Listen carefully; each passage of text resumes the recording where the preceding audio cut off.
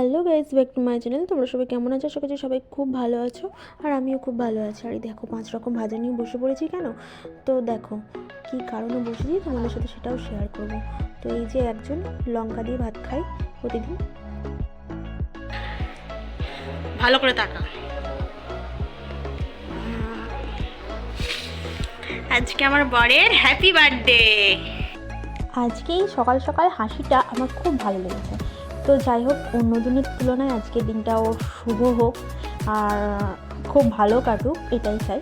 আর সেরকম কিছু রান্না করতে পারিনি ওর জন্য, ওই 5 রকম ভাজা, যেহেতু কাজে যাবে তাড়াতাড়ি করছিল তাই। আর এই দেখো, এটা হচ্ছে নারকলের ডাবের শাঁস।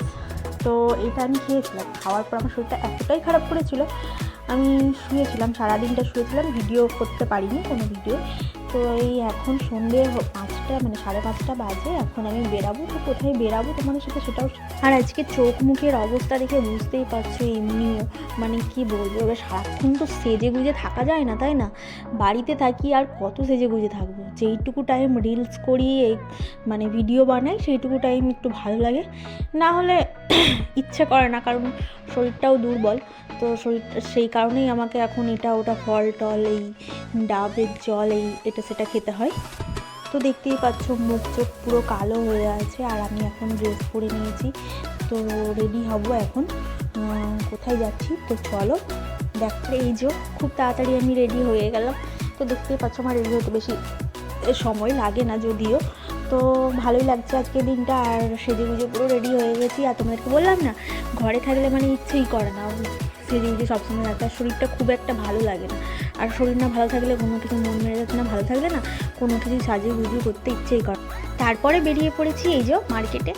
তো দেখো, রাস্তায় বেরালে না আমার হচ্ছে কেমন একটা লজ্জা লাগে, যে রাস্তায় না ভিডিও করতে সবাই তাকিয়ে থাকে, তো কেমন একটা লাগে, ভালো লাগে না। তবু যাই হোক, টুকিটাকি যেইগুলো শেয়ার করতে পারি তোমাদের সাথে, তোমাদেরকে তুলে ধরতে পারি, তো সেইগুলোই তোমাদেরকে দেখাচ্ছি। তো সেরকম ভিডিও করতে তোমাদেরকে বললাম যে আমার একটু লজ্জা লজ্জা লাগে। তো এই দেখো, ভিডিওটা আবছা লাগছিলো তাই এক জায়গায় দাঁড়িয়ে পড়েছিলাম। এই দেখো, তো এদিকে চলে এলাম আমি। তো ওপারে এখন যাওয়া যাক। তো চলো এখন ওপারে যাই, গিয়ে তোমাদেরকে পুরোটা দেখাচ্ছি। আর এই যে দেখো, নিয়মরে চলে এসেছি। এখন আমি দোকানের মধ্যে ঢুকবো। আর ঢুকবো এই কারণেই, যেহেতু তোমরা বুঝেই গেছো যে আমি কেক নিতে ঢুকেছি।